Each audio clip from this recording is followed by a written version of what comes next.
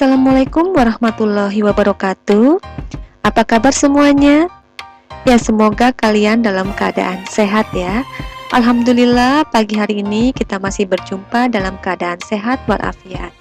Sudah pada sarapan belum? Ya, kalian harus sarapan ya agar lebih semangat belajar. Minggu sebelumnya kita sudah mempelajari tentang kandungan nutrisi pada makanan, di mana di dalam makanan ada karbohidrat, protein, lemak, vitamin ya. Nah, kalian tahu tidak bagaimana sih proses makanan ketika masuk ke dalam tubuh kita? Nah, di dalam tubuh kita itu makanan akan diproses. Akan bahas pada materi hari ini. Sebelum masuk ke dalam materi pembelajaran, tujuan dari pembelajaran kita pagi hari ini yaitu pertama, mengidentifikasi organ pencernaan manusia. Yang kedua, menjelaskan proses pencernaan manusia. Oke, kita langsung saja menuju ke materi. Ya. Sistem pencernaan pada manusia. Pencernaan adalah proses mengubah makanan menjadi lebih sederhana sehingga diserap oleh tubuh kita. Pencernaan itu sendiri dibagi menjadi dua macam, yaitu ada pencernaan mekanik ya dan pencernaan kimiawi.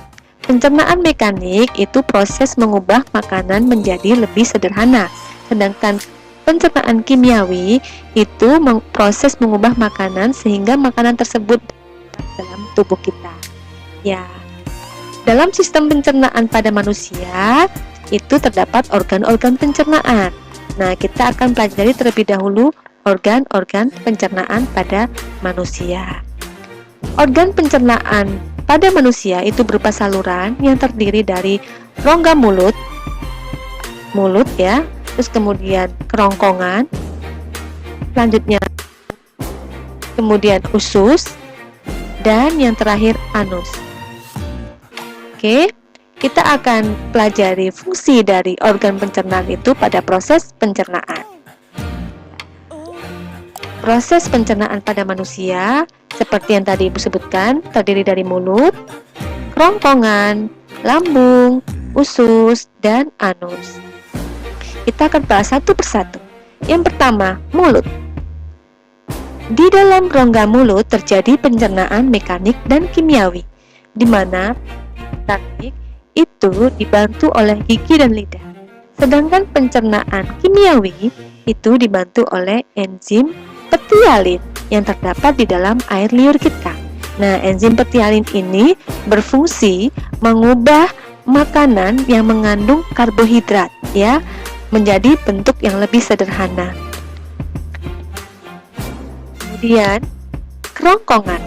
Kerongkongan atau esofagus merupakan saluran yang menghubungkan antara mulut dan lambung.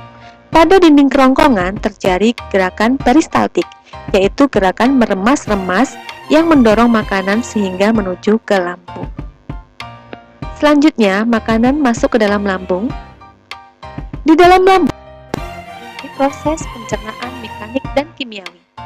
Pencernaan mekanik itu terjadi dengan bantuan dinding lambung, yaitu gerakan meremas-remas ya atau peristaltik.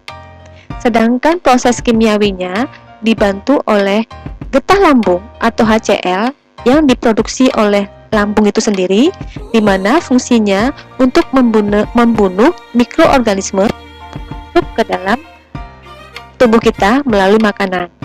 Selanjutnya ada enzim renin yang menggumpalkan protein pada susu ya.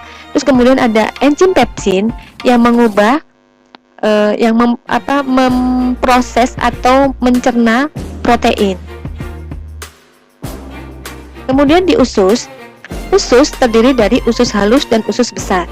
Di dalam usus halus terjadi proses kimiawi oleh enzim dan penyerapan sari-sari makanan. Usus halus sendiri terdiri dari 3 bagian, yaitu usus 12 jari atau duodenum, di mana di dalam duodenum ini terjadi proses kimiawi, yaitu adanya enzim lipase, amilase, dan tripsin. itu berfungsi mengubah lemak menjadi asam lemak dan gliserol. Enzim amilase berfungsi mengubah amilum menjadi glukosa. Sedangkan enzim tripsin berfungsi mengubah protein menjadi pepton dan asam amino.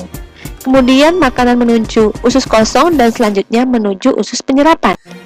Dalam usus penyerapan ini, sari-sari makanan yang sudah dicerna di usus 12 jari tadi diserap oleh tubuh kita melalui usus penyerapan atau ileum. Ini adalah gambarnya. Kemudian sisa makanan yang tidak diserap oleh tubuh kita itu masuk ke dalam usus besar atau kolon. Ya, sebagian besar sisa pencernaan makanan dan air diserap di usus besar, lalu disimpan sebagai feses sebelum dikeluarkan melalui anus. Selanjutnya, yang terakhir yaitu anus, di mana anus berfungsi sebagai tempat pengeluaran sisa dari proses pencernaan yang dikeluarkan berupa feses dan prosesnya disebut dengan defekasi.